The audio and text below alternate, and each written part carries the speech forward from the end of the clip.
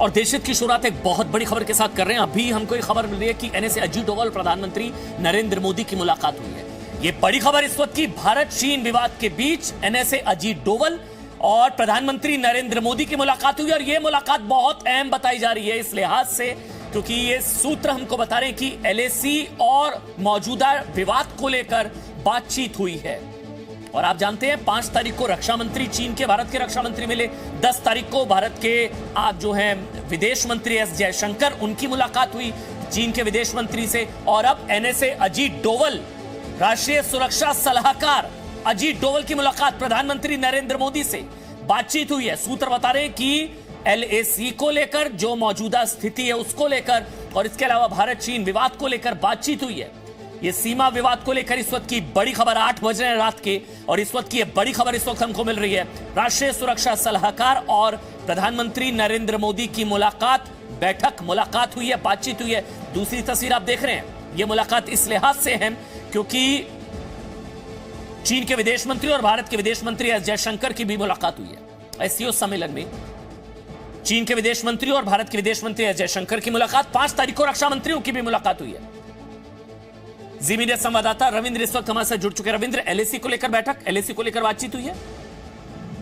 देखिए, बिल्कुल आपने जो कहा कि एमईए की दोनों देशों के एमईए की बैठक हुई है, उसके पहले आपने देखा कि दोनों रक्षा मंत्रियों की बैठक हुई है। लेकिन सबसे इम्पोर्टेंट है कि इसमें कि जो चीन के तरफ से जब बातें आ रही है कि लंबी जो विंटर सेशन होने वाला है, सीजन होने वाला है, उसमें भारतीय सैनिकों के लिए काफी वहां परेशानी हो सकता है। और यही वजह है कि प्रधानमंत्री को आज एनएसए तो ब्रीफ कर रहे, लेकिन एक महत्वपूर्ण बैठक जो हुई थी रक्षा मंत्री राजनाथ सिंह के घर पर, जिसमें तीनों सेनाओं के अध्यक्ष और सीडीएस भी वहां मौजूद थे, रक्षा सचिव भी। और उसमें जो जानकारी हमें मिल रही है सूत्रों के अनुसार कि अगर लंबे दौर तक एलएसी पर विवाद रहा तो भारतीय सैनिकों की जो मौजूदा पोजिशनिंग है उसको कैसे स्ट्रेंथन किया जाए, उनको कैसे और मजबूत किया जाए, उसको लेकर भी चर्चा। फेल को जो स्ट्रेटेजिक पॉइंट पर कहां पर रखा जाए, 5 राफेल को, और इसको लेकर भी चर्चा हुई। तो कहीं ना कहीं एनएसए सब चीजों का ब्रीफिंग प्रधानमंत्री को दी है कि एलएसी को लेकर क्या मौजूदा हालात है, चीन की क्या रणनीति है और उस रणनीति की काट भारत को कैसे करनी है, इसको लेकर जो चर्चा हुई आज सुबह उसकी कहीं ना कहीं ब्रीफिंग दी है, सलाह लिया गया है प्रधानमंत्री द्वारा और उनको पूरी जानकारी भी दी गई है। बड़ी खबर रविंद्र, बड़ी खबर दे रहे हैं रविंद्र कुमार। रात के 8 बज रहे हैं इस वक्त की बड़ी खबर रविंद्र कुमार दे रहे हैं कि एनएसए अजीत डोभाल, देखिए समझना होगा क्योंकि यहां पर विदेश मंत्रियों की मुलाकात हुई थी, 5 तारीख को रक्षा मंत्रियों की मुलाकात हुई थी, सेना प्रमुख जनरल मनोज मुकुंद नरवणे लेह लद्दाख के दौरे पर पहुंचे थे। एलएसी को लेकर हालात लगातार चिंताजनक बने हुए हैं। गलवान से लेकर पैंगोंग और उसके बाद कई बार चीन घुसपैठ की कोशिश कर चुका है, अतिक्रमण की कोशिश कर चुका है, लेकिन भारतीय सेना ने नाकाम की। और इन सब विवादों के बीच एनएसए अजीत डोभाल की मुलाकात हुई है प्रधानमंत्री नरेंद्र मोदी से। और रविंद्र बता रहे हैं कि एलएसी को लेकर ब्रीफ किया गया, एलएसी को लेकर बातचीत हुई है, लाइन ऑफ एक्चुअल कंट्रोल को लेकर। और रविंद्र, रफाल को लेकर भी बात हुई है क्या? देखिए, रफाल को आज जो जानकारी मिल रही है, सुबह रक्षा मंत्री के घर पर जो बैठक हुई थी उसमें इसको लेकर चर्चा हुई कि 5 राफेल इसको हम कहां पर, ऐसे जगह पर कहां तैनाती कर रहे कि अगर एलएसी पर किसी तरह के विवाद होता है, जैसा कि चीन की तरफ से कुछ धमकियां भी आई है कि अगर सीमा विवाद होता है और चीन युद्ध की स्थिति में आता है तो भारत को काफी नुकसान पहुंचेगा, उसकी काट कहीं न कहीं, क्योंकि चीन को एक तरह से देखिए एक बड़ी शक्ति है और भारत उससे बड़ी शक्ति बनने की पूरी कोशिश में है, लेकिन चीन को हल्के में तो सीमा पर लिया नहीं जा सकता है। यही वजह है कि अगर राफेल जैसा अस्त्र हमारे पास आया है, वायुयान आ गया है, तो उसको स्ट्रेटेजिक पॉइंट पर कहां रखा जाए जिससे कि मौका पर बहुत अहम जानकारी दे रहे हैं रविंद्र, ये बहुत अहम जानकारी दे रहे हैं। रफाल को कहां किस लिहाज से एलएसी के स्ट्रेटेजिक पॉइंट पर एक तो डिप्लॉय किया जाए, नंबर 1, और नंबर 2 सबसे जरूरी बात एलएसी को लेकर, भारत चीन विवाद को लेकर यह सबसे बड़ी मुलाकात राष्ट्रीय सुरक्षा सलाहकार अजीत डोभाल प्रधानमंत्री नरेंद्र मोदी के बीच। इस बीच एक और बड़ी खबर उत्तर प्रदेश के अलीगढ़ से आई है। अलीगढ़ में ये देखिए, आप तस्वीरें देखिए, आप हैरान हो जाएंगे। अलीगढ़ में कोरोना काल में लूट की तस्वीरें, मास्क लगाकर लुटेरे आए और देखिए ये सैनिटाइज किया गया। आप सोचिए, या हैरान कर देने वाली तस्वीरें, यहां पर जो लूट को अंजाम दिया गया उससे पहले हाथ को सैनिटाइज किया गया। ये सीसीटीवी के जरिए 40 लाख की लूट हुई है, 40 लाख की लूट हुई है अलीगढ़ में कोरोना काल में। लूट की तस्वीरें, जब लुटेरे अंदर घुसे, बंदूक की नोक पर लूट को अंजाम दिया गया, लेकिन लूट से पहले हाथ सैनिटाइज किए गए, बंदूक को सैनिटाइज किया गया, हाथ को सैनिटाइज किया गया। ये देखिए सीसीटीवी तस्वीरें। उसके बाद अंदर घुसे, फिर सारा कैश निकाला गया, सोना निकाला गया, और हाथ सैनिटाइज करने के बाद चोरी की गई है। हालांकि ये तस्वीरें जो है वो सीसीटीवी के जरिए फिर ये सामने आई है। अब इनकी पहचान की जा रही है। अलीगढ़ में ज्वेलरी शॉप को लूटने पहुंचे थे ये, लेकिन देखिए हाथ सैनिटाइज किया गया। ये देखिए बंदूक को भी सैनिटाइज किया गया। जो हाथ में तमंचा है उसको सैनिटाइज किया। दुकान के अंदर घुसे, बंदूक की नोक पर, तमंचे की नोक पर लूट को अंजाम दिया। सारी ज्वेलरी, कैश सब कुछ लिया, लेकिन उससे पहले हाथ को सैनिटाइज किया। और ये मास्क लगाकर चोरी करने आए थे और सैनिटाइज किया हाथ को, तमंचे को। उसके बाद देखिए सारा कैश निकाला। और कस्टमर्स भी देखिए सामने की तरफ बैठे हैं। 3 ग्राहक बैठे हैं, 2 दुकानदार हैं। हालांकि उनके हाथ में तमंचे हैं और फिर पूरा बैग भर लिया। एक बार फिर से पूरा सीक्वेंस देखिए। दुकान के अंदर घुसे, जैसे कोई ग्राहक आया, हाथ सैनिटाइज किया गया, फिर देखे तमंचा निकाला, फिर धमकाया। पूरा सीक्वेंस समझिए। और फिर जो ज्वेलरी बाहर पड़ी उसको बैग में डाला, फिर बंदूक की नोक पर, तमंचे की नोक पर, फिर वो आगे की तरफ बढ़ा शख्स, उसने सारा कैश निकाला। ये देखिए, ये सारा कैश, ज्वेलरी सब निकाला, बैग के अंदर डाला। मतलब हम ये बिल्कुल ग्राहक की तरह अंदर घुसे, हाथ को सैनिटाइज किया, लेकिन बंदूक को सैनिटाइज किया। फिर उसके बाद आगे बढ़े। ये देखिए फिर सारा कैश, ज्वेलरी, हाथ सैनिटाइज करने के बाद सोने की लूट। यूपी के अलीगढ़ से ये बड़ी खबर। अलीगढ़ की ज्वेलरी शॉप में 40 लाख की डकैती हुई है। 40 लाख की डकैती, गोल्ड और कैश लूटा है। मास्क लगाकर चोरी की गई है। दुकानदार ने लुटेरों के हाथ सैनिटाइज कराए। लुटेरों ने हाथ सैनिटाइज करने के बाद तमंचा निकाला। पूरी सीक्वेंस देखिए आप, हुआ क्या। पूरा सीक्वेंस देखिएगा, फिर से पूरा चलाएंगे, आप पूरा देखिएगा क्या हुआ। ये दुकानदार ये दुकान के अंदर घुसे ग्राहक बनकर, शायद संभवतः जो सीसीटीवी में नजर आ रहा है। फिर हाथ को सैनिटाइज किया गया। जैसे ही हाथ को सैनिटाइज किया, फिर बंदूक को सैनिटाइज किया। देखिए आप दोबारा से अंदर घुसे, हाथ सैनिटाइज कराया गया। ज्वेलरी शॉप के अंदर तब तक सब सामान्य लग रहा था, लेकिन फिर देखिए बंदूक निकाली। फिर बंदूक निकालकर पता लग गया कि लूट के इरादे से आए हैं। हाथ सैनिटाइज किए, बंदूक सैनिटाइज की, अंदर घुसे, धमकाया, बंदूक की नोक पर जो है अंदर घुस गए। फिर लूट की गई, सोना लूटा गया, ज्वेलरी लूटी गई, कैश लूटा गया। 40 लाख रुपए की सोने की ये दिन दहाड़े डकैती है, लेकिन सब कुछ तस्वीरों में कैद हो गया, सीसीटीवी में कैद हो गया। और अब इस सीसीटीवी फुटेज के आधार पर इनकी तलाश की जा रही है। 40,000 कैश और 40 लाख का सोना लेकर फरार हो गए लुटेरे।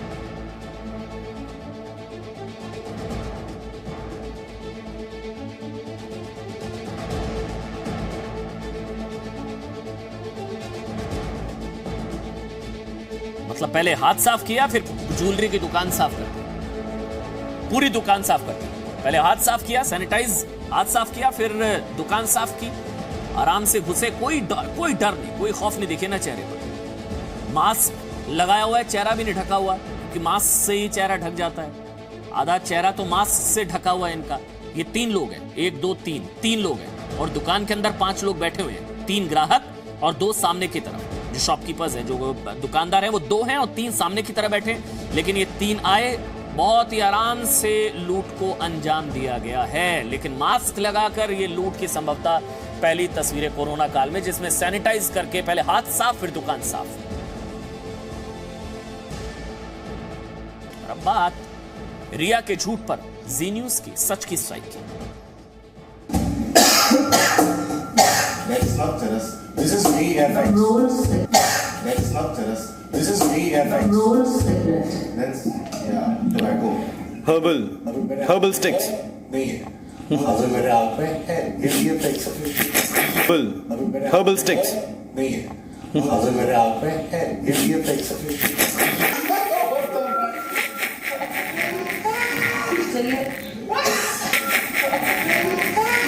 चलिए गाड़ी को आगे बढ़ाएं, फिर से जाएं। गोल्डन शॉट है, अच्छा लगता है।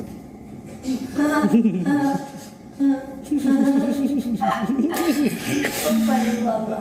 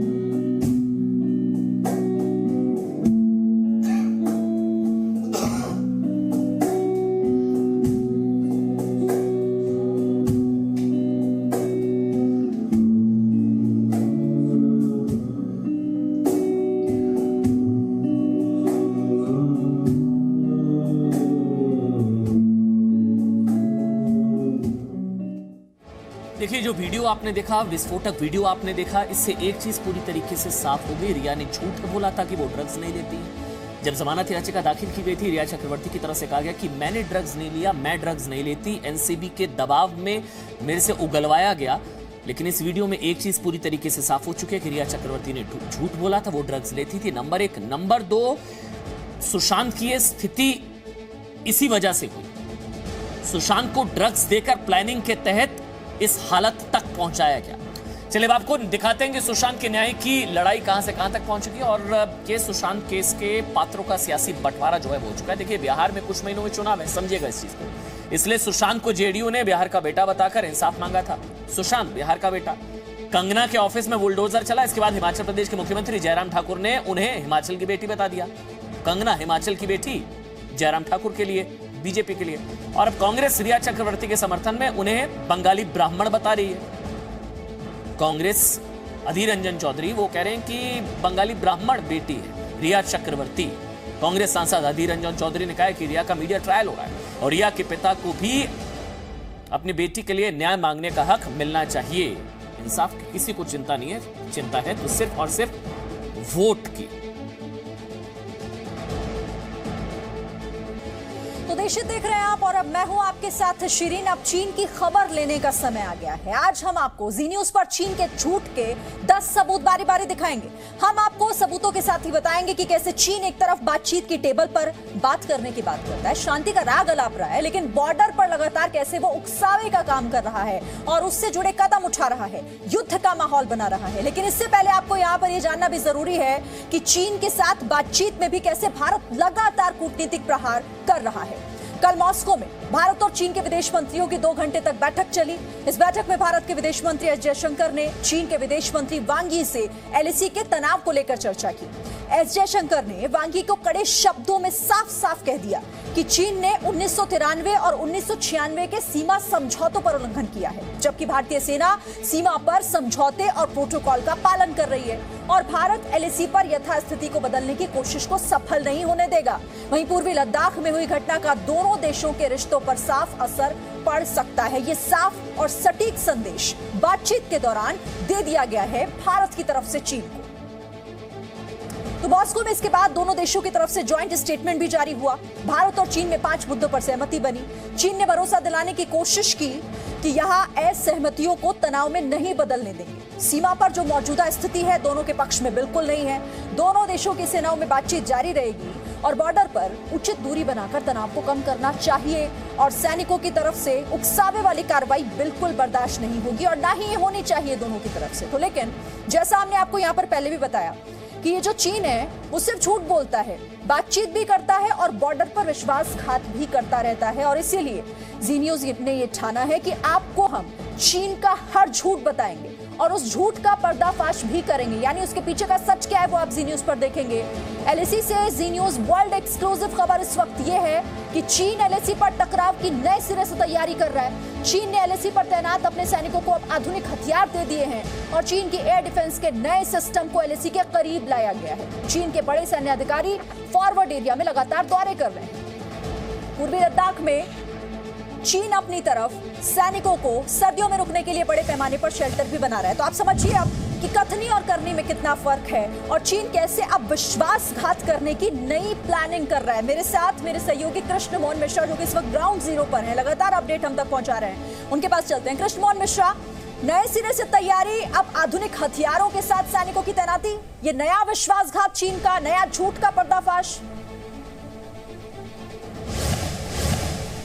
शिरीन, चाहे गलवान हो या उसके बाद जो अभी 3-4 दिन पहले जो फोटोग्राफ्स आई थी चीनी सैनिकों की, उनमें उनके पास डंडे होते थे या कील लगे हुए डंडे होते थे या गोंदाओ जैसे हथियार होते थे, लेकिन उनके पास फायर आर्म्स नहीं होते थे, क्योंकि चीन और भारत के बीच में समझौता है कि आप 1 से 1.5 किलोमीटर की दूरी पर, एक निश्चित तय दूरी पर फायर आर्म्स का इस्तेमाल नहीं होंगे। फायर आर्म्स अगर कैरी भी होंगे तो वो स्लिंग के में पीठ पर लदे हुए होंगे। इस किस्म के बहुत सारे समझौते थे। लेकिन अभी जो लेटेस्ट रिपोर्ट है, खुफिया रिपोर्ट है, उसके मुताबिक चीन के सैनिकों को हथियार दिए गए हैं, यानी रूल ऑफ एंगेजमेंट जो है वो बदल दिए गए हैं। उनके हाथ में फायर आर्म्स हैं जिसका इस्तेमाल करने के लिए वो स्वतंत्र हैं। चीन एक तरफ तो ये बात कर रहा है कि हम सेनाएं हटानी चाहिए, सर्दियों से पहले ये मामला सुलझना चाहिए, लेकिन दूसरी तरफ वो सर्दियों में रुकने के लिए शेल्टर्स बना रहा है और ये शेल्टर्स पेंगोंग झील के पूर्वी किनारे से लेकर पश्चिमी किनारे तक हर जगह देखे जा रहे हैं। एयर डिफेंस सिस्टम को आगे लाया गया है। शहीदुल्ला एक जगह है अक्साई चिन में, बहुत पुरानी सैनिक चौकी, वहाँ पर किसी ज़माने में डोगरों की भी सैनिक चौकी होती थी जब जनरल जोरावर सिंह ने ये पूरा इलाका फतह किया था। शहीदुल्ला में इलेक्ट्रॉनिक वॉरफेयर का एक बहुत बड़ा बेस बनाया जा रहा है। सैनिक अफसर लगातार LAC पर आ रहे हैं, सैनिकों से मिल रहे हैं, यानी चीन या तो किसी बहुत बड़े सैनिक अभियान की तैयारी कर रहा है। ये बहुत बड़ी बात आप बता रहे हैं कृष्णमोहन मिश्रा हमारे दर्शकों को, क्योंकि ये चीन का एक और झूठ है। कैसे चीन लगातार विश्वासघात करने की दिशा में काम कर रहा है। बड़ी खबर आपको इस वक्त हम जी न्यूज़ पर दे रहे हैं कि एक नई तैयारी, अब वहां पर आधुनिक हथियारों के साथ सैनिकों की तैनाती की जा रही है और ये तस्वीरें लगातार हम दिखा भी रहे हैं, जो तस्वीर बताती है कि चीन कैसे झूठ बोलता है। और कृष्णमोहन मिश्रा, इन तस्वीरों से, इस खबर से, जो खबर आप हम तक पहुंचा रहे हैं, ये समझा जा सकता है कि क्यों कहा जाता है कि कभी भी चीन पर विश्वास नहीं किया जा सकता। चीन पिछले कुछ दिनों से अगर आप देखें तो एक तरफ तो वो चर्चा की पेशकश करता है। भारतीय रक्षा मंत्री जब मॉस्को जाते हैं तो चीनी रक्षा मंत्री जिद करके होटल में उनसे मिलने आते हैं, फिर उसके जहां वो मुलाकात खत्म होती है तो फिर वो आरोप और जिम्मेदारी भारत के ऊपर लगाते हैं। भारतीय विदेश मंत्री और चीनी विदेश मंत्री के बीच में बातचीत होती है, एक 5 पॉइंट का एजेंडा बनता है, लेकिन ग्लोबल टाइम्स, जो कि चीनी सरकार का मुखपत्र है, वो लिखता है कि ऐसे जो पॉइंट्स हैं वो सिर्फ कागजों तक सीमित हों। वैसे भी 5 पॉइंट्स या 5 पॉइंट्स को लेकर भारत और चीन के बीच में बहुत ही गंदा अनुभव रहा है भारत का। वो जो एक मशहूर समझौता हुआ था, पंचशील का समझौता 1954 का, उसमें भी 5 पॉइंट्स थे और उसके जरिए चीन ने 7 साल तक भारत को धोखे में रखा। इसीलिए देखिए ये चरित्र है चीन का, जो तस्वीरें और जो जानकारी आप वहां से हम तक पहुंचा रहे हैं, क्योंकि आप ग्राउंड जीरो पर हैं, आप वो दिखा रहे हैं जो चीन झूठ बोलता रहा है। दरअसल सच वहां पर क्या हो रहा है, क्योंकि ये बहुत बड़ी खबर इस लिहाज से हो जाती है कि कैसे चीन बातचीत की टेबल पर बैठकर शांति का राग अलापता है, लेकिन देखिए आप बॉर्डर पर क्या कर रहा है, नए सिरे से तैयारी कर रहा है, नए विश्वासघात की वो कोशिश कर रहा है। शुक्रिया आपका हमारे साथ जुड़ने के लिए कृष्णमोहन मिश्रा। तो भारत और चीन के तनाव से जुड़ी हुई एक और बड़ी खबर हमारे पास है। दोनों देशों की सेना में अगले हफ्ते कॉर्प्स कमांडर लेवल की बातचीत होगी और ये डेवलपमेंट मॉस्को में भारत चीन के विदेश मंत्रियों के बीच हुई बातचीत के बाद सामने आया है, जिसमें 5 पॉइंट पर तनाव को कैसे कम किया जाए इस पर सहमति बनी थी और दोनों विदेश मंत्रियों में यह भी तय हुआ था कि भारत और चीन की सेनाओं में शांति बहाली के लिए बातचीत जारी रहेगी।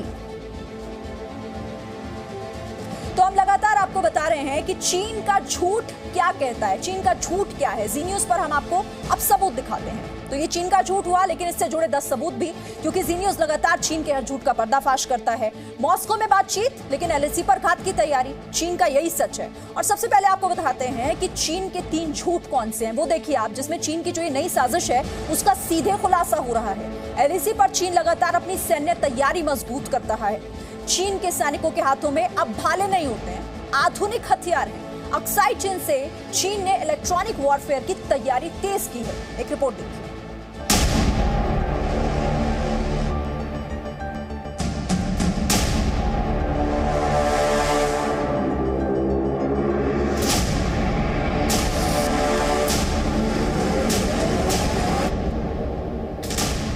चीन का झूठ, पहला सबूत। आपने 2 दिन पहले जी न्यूज़ पर चीन के सैनिकों के हाथों में ये नुकीले हथियारों वाली एक्सक्लूसिव तस्वीरें देखी होंगी, लेकिन चीन ने अब LAC पर तैनात अपने सैनिकों को आधुनिक हथियार थमा दिए हैं, जिसका मतलब यह हुआ कि चीन के सैनिक LAC पर भारत के साथ हुए सभी समझौतों को तोड़कर फायरिंग करने के लिए तैयार है। मतलब बातचीत की टेबल पर शांति की बोली और बॉर्डर पर चाइनीज गोली वाली साजिश। चीन का झूठ, दूसरा सबूत। लेह लद्दाख में मौजूद जी मीडिया संवाददाता कृष्णमोहन मिश्रा को सेना के सूत्रों से बड़ी जानकारी भी मिली है कि चीन की सेना के बड़े सैन्य अधिकारी हाल के दिनों में कई बार LAC के पास तैनात अपने सैनिकों से मिलने आए हैं। इसका मतलब यह हुआ कि या तो सैन्य अधिकारी चीन के सैनिकों का मनोबल बढ़ाने के लिए फॉरवर्ड इलाकों का दौरा कर रहे हैं, या फिर चीन की सेना LAC पर किसी बड़ी कार्रवाई की तैयारी में। चीन का झूठ, तीसरा सबूत। जी न्यूज़ को वर्ल्ड एक्सक्लूसिव जानकारी यह भी मिली है कि चीन ने अक्साई चिन में पुराने सैन्य अड्डे शहीदुल्ला में इलेक्ट्रॉनिक वॉरफेयर के लिए बड़े पैमाने पर तैयारियां कर ली हैं। शहीदुल्लाह सैनिक अड्डे पर इलेक्ट्रॉनिक वॉरफेयर की तैयारी का मतलब गंभीर है। इलेक्ट्रॉनिक वॉरफेयर के जरिए चीन भारत की संचार व्यवस्था को ठप करने की साजिश रच रहा है। रडार को जाम करना या संचार व्यवस्था में सेंध लगाना भी इसी प्लान का हिस्सा होता है। यानी कि चीन अब भारत के साथ टकराव के लिए हर रणनीति पर काम कर रहा है, लेकिन हिंदुस्तान की सेना को चीन की हर साजिश पता है और 2020 में भारत चीन को मुंहतोड़ जवाब देकर इतिहास भी रच रहा है। किशमोहन मिश्रा, जी मीडिया, लेह लद्दाख। और चीन एलएसी पर धोखे वाली क्या क्या कार्रवाई कर रहा है, हमारे पास इससे जुड़ी एक एक एक्सक्लूसिव जानकारी मौजूद है। अब आपको हम बताते हैं कि चीन की सेना का अगला झूठ क्या है, वो भी आप तस्वीरों के साथ देखिए, बाकायदा तथ्यों के साथ इसे समझिए। 2 घटनाएं हाल ही की हैं। एलएसी की कुछ पोस्ट पर चीन के सैनिक ग्वांडाओ हथियार लिए नजर आए थे। 15 से 16 जून को गलवान में हुई हिंसक घटना में चीन के सैनिक ग्वांडाओ जैसा ही हथियार लेकर घुसपैठ करने लगे थे, लेकिन दोनों ही जगहों पर चीन को हार का मुंह देखना पड़ा। चीन ने दोनों बार झूठ बोला।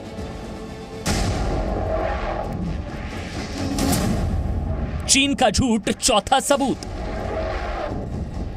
एलएसी से आई चीन के सैनिकों की इन तस्वीरों ने चीन के झूठ को उजागर किया। मुखबरी चोटी के आसपास चीन के सैनिक नुकीले हथियारों से लैस दिखे। पहले 7 सितंबर फिर 8 सितंबर को मुखबरी चोटी के आसपास घुसपैठ की नाकाम कोशिश की गई। चीन का झूठ, 5वां सबूत। चीन के सैनिकों के हाथों में रॉड थी, भाले थे। ये चीन का ग्वांडाओ हथियार है। भारत ने 2 दिन पहले कमांडर स्तर की बातचीत में इन्हीं हथियारों का मुद्दा उठाया, तो चीन ने कहा कि ये उसके पारंपरिक हथियार हैं और चीन के सैनिक इसे साथ में रखते हैं। चीन का झूठ, 6वां सबूत। गलवान में क्या हुआ था ये दुनिया जानती है। तब चीन के सैनिकों ने ऐसे ही घातक हथियारों से घात लगाकर भारत के वीर सैनिकों पर हमला किया था, लेकिन भारतीय सैनिकों ने चीन के सैनिकों को गर्दन तोड़ जवाब दिया। गलवान की हिंसक झड़प में भारत के 20 सैनिक शहीद हुए तो चीन के 45 से 50 मारे गए। शर्मिंदगी के मारे चीन ने आज तक ये सच नहीं कबूला। ये बात और है कि गलवान की घटना के कई दिन बाद सोशल मीडिया पर चीन के सैनिकों की कब्रें वायरल हुई और चीन के लोगों ने ही शी जिनपिंग की सरकार से गलवान में मारे गए सैनिकों पर सवाल किए। किशमोहन मिश्रा, जी मीडिया, लेह लद्दाख। तो ब्लैक टॉप से लेकर रेजांगला, मुखबरी की चोटी, फिंगर एरिया तक चीन सिर्फ और सिर्फ अतिक्रमण का मौका तलाश रहा है, लेकिन टॉप पर बैठे भारतीय सैनिक हर बार चीन को करारा जवाब दे रहे हैं। 29 से 30 अगस्त और 7 सितंबर की घटना आपको बताते हैं। चीन ने दोनों बार दुस्साहस किया और दोनों बार शिकस्त खाने के बाद उल्टे भारत पर ही एलएसी के उल्लंघन का झूठा आरोप लगा दिया। ये चीन का झूठ नंबर 7, 8, 9 और 10 है।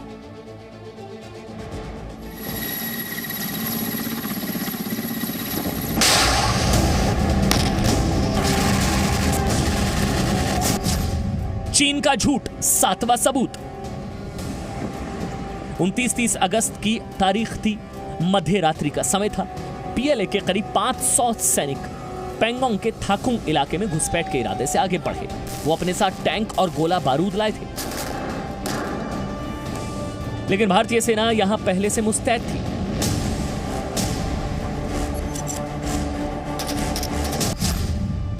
भारतीय जवानों ने चीन की सेना को पीछे हटने के लिए मजबूर किया।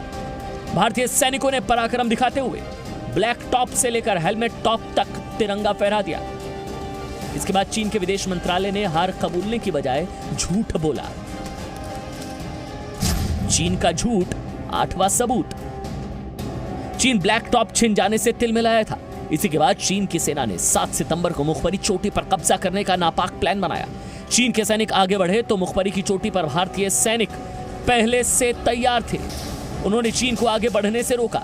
बौखलाहट में चीन के सैनिकों ने हवा में फायरिंग की, लेकिन भारतीय सैनिकों के फौलादी इरादों को देखकर चीन के सैनिक उल्टे पांव भाग खड़े हुए। इसके बाद चीन के विदेश मंत्रालय के प्रवक्ता झाओ लिजियान फिर सामने आए और उल्टे भारतीय सैनिकों पर गोली चलाने का झूठा आरोप लगाया। चीन का झूठ, 9वां सबूत। 7 सितंबर को मुखबरी चोटी पर मुक्की खाने के बाद चीन शांत नहीं बैठा। इसके बाद 8 सितंबर को चीन के सैनिकों ने इस बार 2 मोटर बोट पर फिंगर 4 से आगे बढ़ने की कोशिश की, लेकिन यहां भी चीन को हार मिली। चीन का झूठ, 10वां सबूत। चीन का 10वां झूठ मई से अब तक कायम है। इतिहास गवाह रहा है कि भारत की सेना हमेशा फिंगर 8 तक पेट्रोलिंग करती आई है और चीन की सेना हमेशा फिंगर 8 से पीछे ही रही है, लेकिन मई के बाद चीन की सेना फिंगर 4 तक आ गई। इसे अपना इलाका बताया। लेकिन भारत ने मॉस्को की कूटनीतिक बातचीत में चीन को चेतावनी दे दी है कि भारत चीन को LAC पर यथास्थिति को बदलने नहीं देगा। भारतीय सेना हर चालाकी का जवाब पराक्रम से ही देगी। किशमोहन मिश्रा, ब्यूरो रिपोर्ट, जी मीडिया। तो जी न्यूज पर हमने आपको एक एक वो तस्वीर दिखाई, एक एक वो सबूत दिखाया जो बताता है कि चीन का जो चरित्र है वो कितना झूठा है। हमने आपको वो बयान सुनवाए जिससे साफ झलकता है कि चीन पर भरोसा करना कितना मुश्किल है, बल्कि मैं तो कहूंगी कि नामुमकिन है। लेकिन आप फिक्र मत कीजिए, हम जी न्यूज पर चीन के हर उस झूठ का पर्दाफाश करेंगे, क्योंकि हमारी टीम लगातार जो भी आपको रिपोर्ट हम ग्राउंड जीरो से पहुंचा रहे हैं वो फैक्चुअल यानी कि वो फैक्ट्स पर आधारित है। वहीं पूर्वी लद्दाख में LAC पर तनाव बहुत है। जी न्यूज की टीम लेह लद्दाख में मौजूद है। हमारी टीम आप तक पल पल की जानकारी और एक्सक्लूसिव जानकारी पहुंचा रही है। लेह लद्दाख पर विश्व की निगाहें हैं, लेकिन लेह के स्थानीय लोग भारतीय चीन विवाद के बारे में क्या सोचते हैं, यहाँ के स्थानीय लोगों से जी मीडिया संवाददाता कृष्णमोहन मिश्रा ने बातचीत की। उनकी आवाज आप तक पहुंचाने की एक कोशिश हमारी। एक पीसफुल वो हो जाए, जल्दी से सोल्यूशन निकल जाए, चाहे मतलब एक्सट्रीम लेवल पे भी जाके ये प्रॉब्लम सॉल्व करनी पड़ेगी चाइना की। इसकी वजह से हमारा मतलब टूरिज्म पे बहुत इफेक्टेड। हम सब लद्दाखी लोकल लोग जो भी हो, सब हमको भरोसा कि हमारे हिंदुस्तान की आर्मी जब बॉर्डर पे लगा हुआ है, उन्होंने दिन रात हमारा सुरक्षित कर रहा है ताकि हमको सबको यहाँ पे आराम से जीना, कोई स्टैंडर्ड ऑफ लिविंग जो रहने का सब कुछ का कोई दिक्कत नहीं हो रहा है। अभी इस बार इंडियन आर्मी ने अच्छा जवाब दिया है चाइना को भी। उम्मीद है कि आगे से ऐसा नहीं होगा।